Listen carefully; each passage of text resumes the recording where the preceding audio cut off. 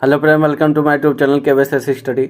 आज मैं आप सबके सामने लेकर आया हूँ इंडियन ज्योग्राफी का पार्ट नंबर 5। इससे पहले के पार्ट मैंने कवर करके रखा है, आप प्लेलिस्ट में जाकर जरूर देख लेना। अगर आप किसी भी कंपटीशन की तैयारी कर रहे हैं तो इस वीडियो को पूरा देखिएगा, क्योंकि यहाँ से प्रीवियस ईयर से उठाकर देखेंगे तो भर भर के क्वेश्चन पूछे गए हैं। अगर आप PCS की तैयारी के तो आपके लिए रिवीजन बैच है, क्योंकि आपके पास बहुत ही कम समय है, तो ये फास्ट रिवीजन करा रहे हैं। तो टाइम ना वेस्ट करते हुए हम सीधे टॉपिक पर आते हैं। इससे पहले के पार्ट में मैंने गंगा नदी तंत्र का डिस्कस कर लिया। आज मैं ब्रह्मपुत्र नदी तंत्र के बारे में डिस्कस करूंगा। तो ब्रह्मपुत्र नदी का उद्गम स्थल के बारे में बात करूंगा। तो चेमा युंगडुंग हिमनद के पास से इसका उद्गम होता, यानी अगर देखा जाए एग्जैक्ट लोकेशन तो कैलाश पर्वत श्रेणी में मानसरोवर झील के निकट इसका उद्गम स्थल है ब्रह्मपुत्र नदी का। अपवाद क्षेत्र के बारे में बात करूंगा।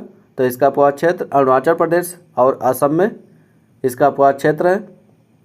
बाई तरफ से इसकी सहायक नदियाँ के बारे में बात करूंगा ब्रह्मपुत्र की।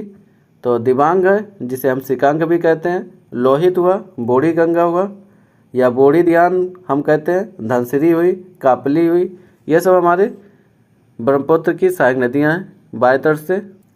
आगे बात कर लेंगे दाएं तरफ से सहायक नदियाँ के बारे में। तो सुबनसिरी हुआ, कामेंग हुआ, मानस हुआ, संकोश हुआ, ये सब दाएं तरफ से हमारे ब्रह्मपुत्र की सहायक नदियाँ हैं। इनको जरूर तैयार कर लेना।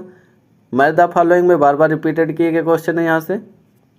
आगे बात करूँगा ब्रह्मपुत्र का अन्य नाम के बारे में। तो तिब्बत में इसे सांगबो कहा जाता, अरुणाचल प्रदेश में दिहांग के नाम से जाना जाता ब्रह्मपुत्र को, असम में ब्रह्मपुत्र कहलाता है और बांग्लादेश में ब्रह्मपुत्र को जमुना कहा जाता है। इन अलग अलग क्षेत्र में अलग अलग नाम से जाना जाता है, इनको जरूर तैयार कर लेना। आगे बात करेंगे ब्रह्मपुत्र नदी बांग्लादेश में पद्मा यानी गंगा से मिलती है। तो ब्रह्मपुत्र का मिलन कहाँ पर होता? गंगा से मिलन होता है बांग्लादेश में। गंगा एवं ब्रह्मपुत्र मिलकर विश्व की सबसे बड़ी डेल्टा का निर्माण करती है, जिसे सुंदरबन डेल्टा कहा जाता है। तो याद रखना, गंगा और ब्रह्मपुत्र मिलकर ही सबसे बड़े डेल्टा सुंदरबन डेल्टा का निर्माण करती है।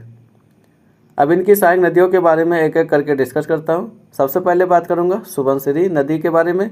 तो सुबनसिरी नदी का उद्गम क्षेत्र कहाँ है? तो तिब्बत के क्षेत्र से इसका उद्गम क्षेत्र है। अपवाद क्षेत्र के बारे में बात करूंगा। तो सुबनसिरी का अपवाद क्षेत्र अरुणाचल प्रदेश और असम में इसका अपवाद क्षेत्र है। सुबनसिरी के बारे में बात करूंगा तो पूर्ववर्ती नदी का एक उदाहरण है हमारा सुबनसिरी, तो इसको जरूर याद रखना।